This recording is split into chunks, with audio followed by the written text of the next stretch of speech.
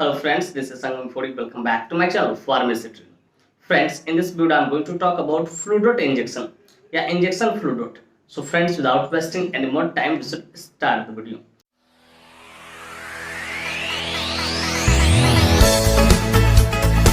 सिर्फ जानकारी के उद्देश्य से बनाया है। इस वीडियो को देखने के बाद कोई भी इंजेक्शन आप खुद से इस्तेमाल न करें, कतई सेल्फ मेडिकेशन न करें। Friends, actually I don't support self medication at all. So before taking or using any injection, you must consult your doctor. कि कोई भी इंजेक्शन लेने से पहले या इस्तेमाल करने से पहले आप अपने डॉक्टर से एक बार जरूर कंसल्ट करें। तो फ्रेंड्स, चलिए वीडियो की शुरुआत करते हैं। फ्रेंड्स, आज का हमारा टॉपिक है flu dot injection. Friends, flu dot injection एक बहुत ही शानदार, बहुत ही प्रचलित प्रिस्क्रिप्शन इंजेक्शन है जिसका इस्तेमाल खासकर आईसीयू में, ठीक है, इमरजेंसी कंडीशन को ट्रीट करने के लिए डॉक्टर द्वारा किया जाता है या डॉक्टर के सुपरविजन में किया जाता है। और इस इंजेक्शन का इस्तेमाल खासकर एनेस्थेटिक डॉक्टर्स द्वारा किया जाता है, जो एनेस्थेसिया देते हैं, ठीक है, उस डॉक्टर द्वारा इसका इस्तेमाल किया जाता है। इस इंजेक्शन का इस्तेमाल, ठीक है, अगर कोई स्लीपिंग पिल्स ओवर ले लेता है, बहुत ज्यादा ले लेता है, बेहोशी में पेशेंट चला जाए, बेहोश हो जाए, तो उसको होश में लाने के लिए इसका इस्तेमाल किया जाता है। फ्रेंड्स, थोड़ा देर पहले मैंने क्या बोला, ये क्या है, प्रिस्क्रिप्शन इंजेक्शन। चलिए जरा इसे भी क्लियर करता हूँ। डियर व्यूअर्स, प्रिस्क्रिप्शन इंजेक्शन कहने का अर्थ होता है कोई भी वैसा इंजेक्शन जिसे परचेज करने के लिए, खरीदने के लिए हमें कहें कि डॉक्टर की प्रिस्क्रिप्शन की जरूरत हो, उसे हम लोग प्रिस्क्रिप्शन इंजेक्शन बोलते हैं। फ्रेंड्स, खासकर इस इंजेक्शन को खरीदने के लिए आपको एनेस्थेटिक डॉक्टर की प्रिस्क्रिप्शन की जरूरत पड़ सकती है। इस बात को याद रखिएगा, क्योंकि ये बड़ा टॉप लेवल की मेडिसिन होती है जिसको साधारण तरीके से आप इस्तेमाल नहीं कर सकते, इसको आईसीयू में ही इस्तेमाल किया जा सकता है। फ्रेंड्स, यह इंजेक्शन बेंजोडायजेपाइन एंटागोनिस्ट कैटेगरी से बिलोंग करता है। अब जाहिर सी बात, हमने इस टर्म का इस्तेमाल किया तो मेरे व्यूअर जानना चाहेंगे, पूछना चाहेंगे, sir what is the exact meaning of benzodiazepine, ठीक है, एंटागोनिस्ट कैटेगरी। तो डियर व्यूअर्स, मैं कोशिश करूंगा कि सरल से सरल, सिंपल से सिंपल शब्दों में आपको समझा दूं ताकि आप अच्छी नॉलेज गेन कर सको और उसका यूटिलाइज कर सको। डियर व्यूअर्स, बेंजोडायजेपाइन कैटेगरी कहने का अर्थ होता है, एंटागोनिस्ट कहने का अर्थ कोई भी वैसा मेडिसिन जो बेंजोडायजेपाइन कैटेगरी के अंतर्गत आता है, ठीक है, उसके इफेक्ट को कम करने का काम करे, ठीक है, वैसे सारे मेडिसिन को हम लोग क्या बोलते हैं, इंजेक्शन को बेंजोडायजेपाइन एंटागोनिस्ट कैटेगरी का। मतलब सिंपली समझो कि बेंजोडायजेपाइन के अंतर्गत जो मेडिसिन आता है, उस अगर एक्सेसिव लेवल में ले लिया हो तो उसका जो इफेक्ट है उसको कम करने के लिए जिस इंजेक्शन का, जिस मेडिसिन का इस्तेमाल किया जाएगा, वैसे सारे मेडिसिन को हम लोग क्या बोलते हैं, बेंजोडायजेपाइन कैटेगरी एंटागोनिस्ट कैटेगरी बोलते हैं। डियर व्यूअर्स, मैं उम्मीद करता हूँ ये बातें आपको बढ़िया से समझ में। थोड़ा सा मैं यहाँ पे थोड़ा सा क्लियर कर दूं और ताकि समझ में, बेंजोडायजेपाइन, ठीक है, कैटेगरी के अंदर कौन कौन सा दवा आता है, नींद की दवा ज्यादातर, स्लीपिंग पिल्स आती है, जैसे आपने डायजेपाम नाम सुना हो, क्लोनाजिपाम नाम सुना हो, अल्प्राजोलम सुना हो, मिडाजोलम सुना हो, ये सब क्या है, नींद की दवा है, इसको बोलते हैं बेंजोडायजेपाइन कैटेगरी की। लेकिन ये सब जो दवा है, इसका जो इफेक्ट कम करने का काम करेगा, इसके इफेक्ट को रिड्यूस करने का काम करेगा, वैसे सारे मेडिसिन हम लोग क्या बोलते हैं, बेंजोडायजेपाइन एंटागोनिस्ट कैटेगरी का मेडिसिन या इंजेक्शन बोलते हैं। डियर व्यूअर्स, मैं उम्मीद करता हूं कि बातें आपको बढ़िया से समझ में आ गई। फ्रेंड्स, चलिए अब बात करना चाहूँ कौन सी कंपनी इसको मैन्युफैक्चर करती है, क्या इसके मॉलिक्यूल्स पाए जाते हैं, क्या इसकी यूसेज होते हैं, क्या इसके कंट्राइंडिकेशन होता है, क्या इसके मोड ऑफ एक्शन होते हैं, क्या इसके साइड इफेक्ट होते हैं, क्या इसके डोज होते हैं। इन सारी बातों को हम लोग समझेंगे इस वीडियो में बहुत डिटेल से। Friends, I will make you understand each and everything in a very simple way. तो फ्रेंड्स, मैं यहाँ पर ना हर एक चीज को बहुत शानदार तरीके से, बहुत सस्ता तरीके से आपको समझाऊंगा। तो friends, first of all I would like to talk about which company manufactures it. Friends, चलिए सबसे पहले हम लोग ये समझ लेते हैं कौन सी कंपनी है जो इस मेडिसिन को मैन्युफैक्चर करती है। तो फ्रेंड्स, इस इंजेक्शन को नियॉन फार्मास्यूटिकल इंडस्ट्री द्वारा मैन्युफैक्चर किया था, जो कि अपने आप में काफी प्रसिद्ध, काफी हाईली रेप्यूटेड फार्मास्यूटिकल इंडस्ट्री है। Friends, this injection is basically manufactured by neon pharmaceutical industry. Friends, का एक एम्पुल 5 ml की पैकेजिंग में आती है, जिसकी कीमत मार्केट में लगभग 1500 रुपए के आसपास होती है और उतने में अवेलेबल हो जाती है, थोड़ा कॉस्टली आता है। फ्रेंड्स, मैं यहाँ पे एस्टिमेटेड प्राइस बता रहा हूँ, एग्जैक्टली बता रहा हूँ, अपना खुद देख रहे हैं, क्योंकि प्राइस हमेशा टाइम टू टाइम क्या होता है, वैरी होते रहता है, बदलते रहता है। तो डियर व्यूअर्स, मैं उम्मीद करता हूँ कि ये बातें भी आपको बढ़िया से समझ में आ गया कि कौन सी कंपनी इसको मैन्युफैक्चर करती है और इसका एक एम्पुल कितने ml की पैकेजिंग में आती है और क्या उसका एस्टिमेटेड प्राइस होता है। फ्रेंड्स, चलिए नेक्स्ट हम बात करना चाहेंगे इसके मॉलिक्यूल्स के बारे में। Which molecule is basically found in this medicine या इन दिस इंजेक्शन। ये बेसिकली जो मेडिसिन या इंजेक्शन देखते हैं, ठीक है, इसका अंदर, ठीक है, कौन सा मॉलिक्यूल्स पाता है। तो फ्रेंड्स, बेसिकली इसके अंदर सिंगल मॉलिक्यूल, ठीक है, फ्लूमेजिनिल 0.5 मिलीग्राम पाया जाता है। मतलब 1 ml में 0.1 मिलीग्राम रहता है। 5 ml का इंजेक्शन आता है, ठीक है, तो 0.5 मिलीग्राम पाया जाता है। जिसका इस्तेमाल बेहोशी पेशेंट को होश में लाने के लिए करते हैं। लेकिन कारण जान लीजिए, किस कारण से बेहोश हो, अगर कोई स्लीपिंग पिल्स ज्यादा ले लिया उसके कारण, ठीक है। तो डियर व्यूअर्स, मैं उम्मीद करता हूँ कि ये बातें भी आपको बढ़िया से समझ में आ गया। इसके अंदर कौन सा मॉलिक्यूल, सिंगल मॉलिक्यूल, ठीक है, फ्लूमेजेनिल 0.5 मिलीग्राम पाया जाता है। फ्रेंड्स, चलिए अब बात करना चाहेंगे इस यूसेज के बारे में, कहाँ कहाँ इसका इस्तेमाल करते हैं, डॉक्टर कब इसको प्रिस्क्राइब करते हैं, किन किन डिजीज में सपोर्टिव ट्रीटमेंट पर इसका इस्तेमाल लिया जा सकता है। Friends, let us talk about the usage of this injection. इस इंजेक्शन के यूसेज को समझते हैं, कहाँ कहाँ इसका इस्तेमाल किया था। फ्रेंड्स, नंबर 1 यूसेज है treatment of overdose of benzodiazepine medicine. कि अगर किसी ने बेंजोडाइजेपाइन का, ठीक है, ओवरडोज ले लिया हो। बेंजोडाइजेपाइन मेडिसिन होता है जो मैं बता दे रहा हूँ आपको, ठीक है।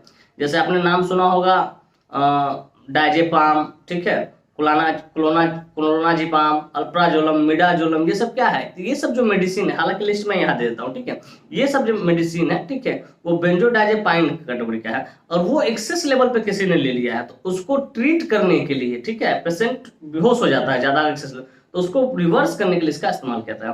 पर treatment of overdose of sleeping pills, कि अगर किसी ने स्लीपिंग पिल्स ओवरडोज ले लिया है, मतलब स्लीपिंग पिल्स एक बार में 20-20, 30-30 खा लिया है किसी ने, ठीक है, तो उसको रिवर्स करने के लिए, उसके इफेक्ट को कम करने के लिए डॉक्टर इसका इस्तेमाल करते हैं।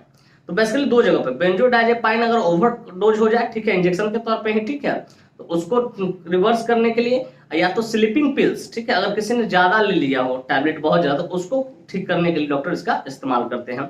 एक और जगह पर डॉक्टर इस्तेमाल करते हैं जब किसी पेशेंट को बेहोश किया जाता है, ठीक है, तो जो बेंजोडाइजेपाइन जो बेहोशी का जो इंजेक्शन होता है उसका डोज अगर ज्यादा चल जाए, ठीक है, तो उसको रिवर्स करने के लिए, उसके इफेक्ट को कम करने के लिए डॉक्टर इसका इस्तेमाल करते हैं। The treatment of reverse effect of benzodiazepine after surgery या बिफोर सर्जरी। बिफोर सर्जरी के पहले जो बेहोशी की सुई दी जाती है, ठीक है, गैस एनेस्थेसिया में खास करके, ठीक है, वो दिया था। अगर वो एक्सेसिव हो जाए तो उसके इफेक्ट को रिवर्स करने के लिए भी, कम करने के लिए भी इस इंजेक्शन का इस्तेमाल किया जाता है। तो फ्रेंड्स, बेसिकली इसका जो इस्तेमाल होता है इतने सारे जगहों पर करते हैं। सिंपली याद रखना, बेंजोडाइजेपाइन बीजेडी, ठीक है, इसको कम करने के लिए, इसके इफेक्ट को कम करने के लिए। और दूसरा, अगर किसी ने स्लीपिंग पिल्स बहुत ज्यादा ले लिया हो, 10 टैबलेट 20 टैबलेट ले लिया हो, पेशेंट बेहोश हो गया हो, कोमा में चला जाए, वैसा लग रहा हो, ठीक है, फेंट हो गया हो, तो उसके इफेक्ट को कम करने के लिए। और तीसरा, अगर कोई डॉक्टर गैस एनेस्थेसिया कर रहा है और उस गैस एनेस्थेसिया के दौरान, ठीक है, या बेहोशी वाले जो इंजेक्शन दिए हैं, ठीक है, बेहोश करने के जो इंजेक्शन है, तो उसका अगर इफेक्ट ज्यादा हो जाए, ठीक है, तो उसके इफेक्ट को रिवर्स करने के लिए, सर्जरी के पहले जो बेहोशी करने की दवा चलती है, उसको अगर ज्यादा चल जाए तो उसके इफेक्ट को कम करने के लिए भी डॉक्टर इसका इस्तेमाल करते हैं। तो फ्रेंड्स, बेसिकली इतने सारे जगहों पर इसका इस्तेमाल किया जाता है। फ्रेंड्स, मैं उम्मीद करता हूँ इस यूसेज आपको बढ़िया से समझ में कहाँ इसका इस्तेमाल किया था। फ्रेंड्स, चलिए अब बात करना चाहेंगे कंट्राइंडिकेशन के बारे में। Friends, without knowing contraindication, we should never administer any drug, any injection, any medicine to him. बिना कंट्राइंडिकेशन जाने कभी भी किसी को कोई भी इंजेक्शन हो, मेडिसिन हो, उसको एडमिनिस्टर नहीं करना है, इसका परिणाम घातक हो सकता है। तो फ्रेंड्स, नंबर 1 इसका कंट्राइंडिकेशन अल्कोहल। अगर किसी व्यक्ति ने अल्कोहल कंज्यूम कर रखा है, उसको आपको नहीं देना है, ठीक है। फिर कहते हैं प्रेग्नेंट लेडी, अगर कोई लेडी प्रेग्नेंट है तो उसको भी आपको नहीं देना है। फिर कहता है लिवर डिजीज, अगर कोई व्यक्ति लिवर डिजीज से सफर कर रहा है तो उसको भी आपको नहीं देना है। तो फ्रेंड्स, बेसिकली ये 3 कंट्राइंडिकेशन आपको याद रखिएगा, अल्कोहल, प्रेग्नेंट लेडी और लिवर डिजीज। और इस तरह की बीमारी से कोई सफर कर रहा है तो उसको आपको नहीं देना है। इस बात को आपको बखूबी याद रखना। तो फ्रेंड्स, मैं उम्मीद करता हूँ कंट्राइंडिकेशन भी आपको बढ़िया से समझ में आ गया। फ्रेंड्स, चलिए अब बात करना चाहेंगे इसका मोड ऑफ एक्शन के बारे में। आखिर जो ये इंजेक्शन है किस तरीके से काम करती है, कैसे काम करती है, ठीक है। तो फ्रेंड्स, मैं कोशिश करूंगा एकदम सिंपल शब्दों में समझा दूं। फ्रेंड्स, जैसे इस इंजेक्शन को देते हैं, दिस इंजेक्शन, ठीक है, blocks the action of benzodiazepine medicine. कि ये जो बेंजोडाइजेपाइन मेडिसिन होता है, ठीक है, उसके एक्शन को, काम को, ठीक है, बंद कर देता है। जैसे कोई बेंजोडाइजेपाइन कैटेगरी का जो मेडिसिन का जो वर्क होता है उसको क्या ब्लॉक कर देता है, उसको बंद कर देता है ऑन वर्किंग गाबा रिसेप्टर, एक गाबा रिसेप्टर पर उस पर काम करके। तो सिंपली ऐसे समझो कि आप कि बेंजोडाइजेपाइन कैटेगरी का मेडिसिन है, ठीक है, उसके जो कार्य करने की क्षमता होती है उसको ये ब्लॉक कर देता है, जिससे पेशेंट होश में आ जाता है, लाइट में आ जाता है। कहाँ पर काम करके, गाबा रिसेप्टर पे काम करके। तो डियर व्यूअर्स, मैं उम्मीद करता हूँ इसको मोड ऑफ एक्शन आपको बढ़िया से समझ में आ गया। फ्रेंड्स, चलिए अब बात करना चाहेंगे साइड इफेक्ट्स के बारे में। फ्रेंड्स, जितने भी एलोपैथिक इंजेक्शन उसका कुछ ना कुछ तो साइड इफेक्ट देखने को मिलता है, ठीक उसी प्रकार इसका भी कुछ साइड इफेक्ट जो कि इस प्रकार है। नंबर 1 है एंजाइटी, हो सकता है पेशेंट में एंजाइटी हो सकता है। दूसरा इंसोमेनिया, उसको नींद नहीं आएगा फिर होश में आने के बाद, ठीक है, इंसोमेनिया। थर्ड एलर्जिक रिएक्शन, क्या है थर्ड एलर्जिक रिएक्शन, हो सके स्किन पे रैशेस वगैरह एलर्जिक रिएक्शन भी हो सकता है। तो फ्रेंड्स ये कुछ इसके साइड इफेक्ट है 3, ठीक है। एंजाइटी हो सकता है, ठीक है, इंसोमेनिया हो सकता है और एलर्जिक रिएक्शन हो सकता है, ठीक है। तो डियर व्यूअर्स मैं उम्मीद करता हूं साइड इफेक्ट बढ़िया से आपको समझ गया। फ्रेंड्स अब बात करना चाहेंगे डोज के बारे में। फ्रेंड्स इसका डोज डिपेंड करता है एज पे, बॉडी वेट पे, सिविरिटी पे, जेंडर पे, इन तमाम चीजों पे डिपेंड करता है। लेकिन इस इंजेक्शन को देना ही अपने आप में एक बहुत काबिलियत की बात है और सब कोई दे भी नहीं सकता है, ठीक है। ये एनेस्थेटिक का डॉक्टर दे सकते हैं या तो कोई एमबीबीएस है जो जिसको अच्छे खासा अनुभव है, एक्सपीरियंस है, वेटरन है, अनुभवी है, ठीक है, आईसीयू का बहुत अच्छी जानकारी है, तो वो डॉक्टर दे सकते हैं अगर एनेस्थेटिक डॉक्टर प्रेजेंट न रहे तब, किसी की जान बचाने के लिए, ठीक है। तो डोज कैसे देते हैं जरा समझिएगा। सबसे पहले 0.2 mg आपको लेना है, ठीक है, 0.2 mg इंजेक्शन को लेना, उसको आईवी पुश करना है 15 से 30 सेकंड के अंदर। अगर कोई रिस्पांस नहीं मिलता है, ठीक है, 30 सेकंड तक अगर रिस्पांस नहीं मिलता है, फिर उसका 0.3 लेना है, फिर उसको पुश करना है 30 से लेके 1 मिनट तक, 30 सेकंड से लेके 1 मिनट तक। अगर फिर कोई रिस्पांस नहीं मिलता है, ठीक है, फिर उसके बाद आपको 0.5 mg लेना है और 1 मिनट के अंदर उसको पुश करना है। इस तरीके से इसको किया था। और उसके बाद भी अगर रिस्पांस नहीं मिलता है तो आप उसको पुश नहीं करें, आप उसको बहुत ऊपर लेवल का चीज हो गया वो, ठीक है। तो डियर व्यूअर्स इस तरीके से इस इंजेक्शन को दिया जा सकता है, ठीक है। तो डियर व्यूअर्स मैंने जो डोज बताया कैसे दिया जाता है, किस तरीके से, ये बड़ा टफ चीज होता है और इसको आप बारीकी से समझ लीजिएगा, ठीक है। तो डियर व्यूअर्स मैं उम्मीद करता हूँ उसके डोज भी आपको बढ़िया से समझ में आया किस तरीके से देना है।